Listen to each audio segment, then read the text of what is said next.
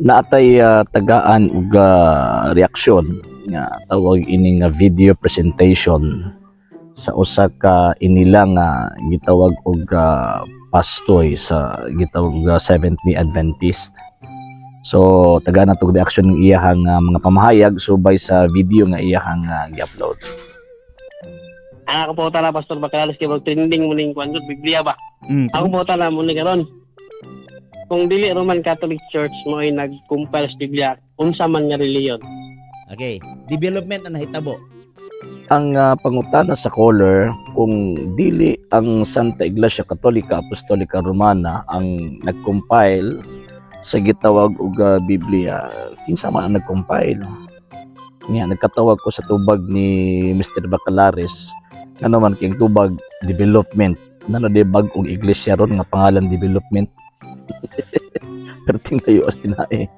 Pastor, kung tawag ini nga manubagan ni dikta pagtubag ang pangutana institusyon, ang pangutana kinsa nga society, kinsa nga organisasyon or kinsa nga relihiyon ang nag-compile. Wa nang utana og sa unsang pagihan ni gawas kay para ingnon nga tawag ini nga na-develop ang maong kuan, na-develop ang maong gitawag og compilation. So diha pa lang diferensyado na ang tawag ing tubag eh. So niya pa. Ang Old Testament, mga Hudyo. Klaro na siya, giangkon man na sa Roman Catholic Church nga dili sila ang nag-compile sa Old Testament kay wala pay Catholic sa panahon sa pag-compile sa Old Testament. First argument ni Mr. Bacalaris, una, mga Hudyo daw kuno nag-compile sa gitawag og Old Testament. Wrong. Mali, nanuman kay wala gi-compile ang mga Hudyo nga Old Testament. Ang sa ilaha, ang Old Testament sa ato gitawag nila og the Jewish Scripture or the Hebrew Scripture. Ikaduha nga tawag ini nga punto.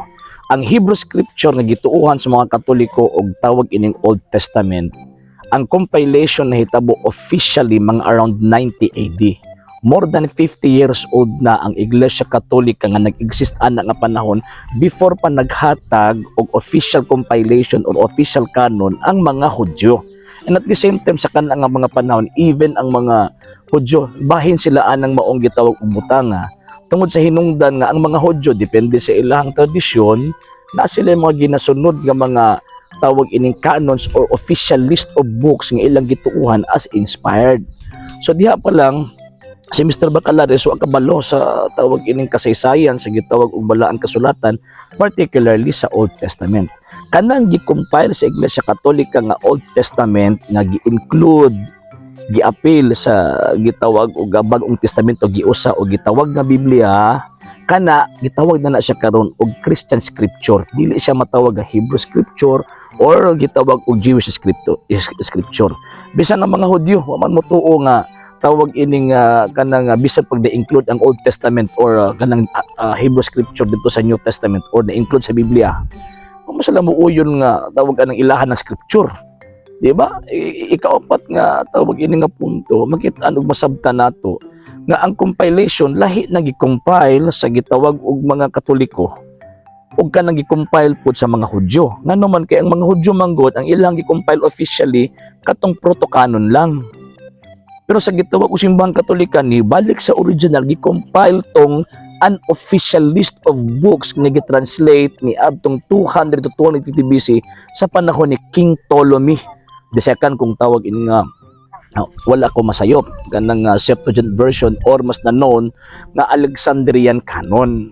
So diha pa lang diferensyado na ang panabot ni Mr. Bacalaris ug wala mahaom sa tawag ini kon wala mahaom sa kamatuuran ba sa kasaysayan ilabi na sa gitawag og Old Testament. Okay? Mahitungod sa New Testament, development ang nahitabo.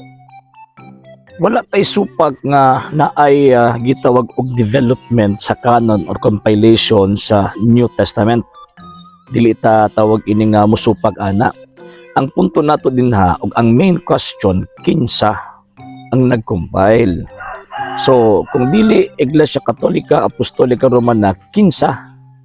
And sa New Testament, kung may develop ang maong compilation sa gitawag og New Testament, kinsa namang responsableng tao na adinha?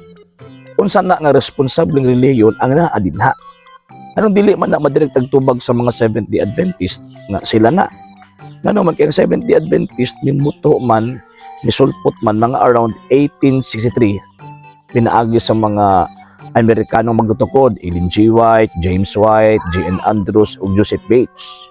Subot pasabot bisan pag unsaon nila og deny, umingon sila nga dili na Iglesia Katolika, di po sila kahatag og kinsa gyud.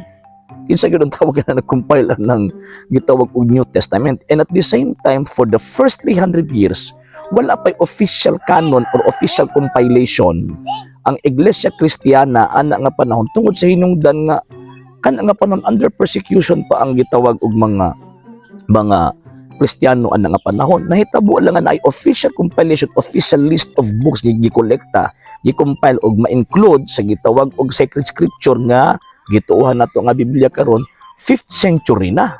So usaw pag-reconcile ni Mr. Bacalares, patagka lagi na sa giyawit ba?